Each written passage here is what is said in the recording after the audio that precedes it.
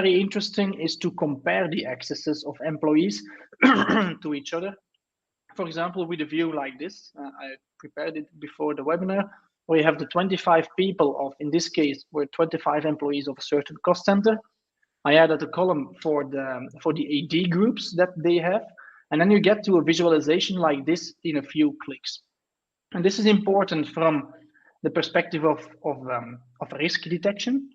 And because in every customer, every proof of concept that we have done this visualization, we always find these red crosses, which are cases where only a few select people of a team that you would expect that are able to do the same are able to do these specific things.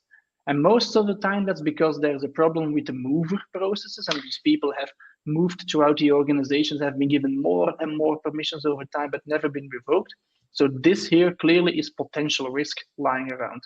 It's probably the case that Aurélie Quantum is not, should not have these permissions as the only one in her team.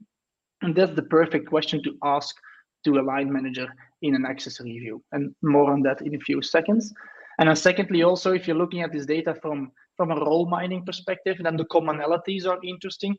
And in this case, you see that it probably isn't that good an idea to create a role for these people all together, because there are very little commonality shared across all of these people, but there do seem to be some subgroups. So if you're thinking in that kind of exercise, then by all means use data like this to visualize the current permissions of your employees, and don't start just evaluating or interviewing people top down, because it will cost you way more time and effort while you have the data to support this exercise as well. But what I wanted to add as well, to say as well here in that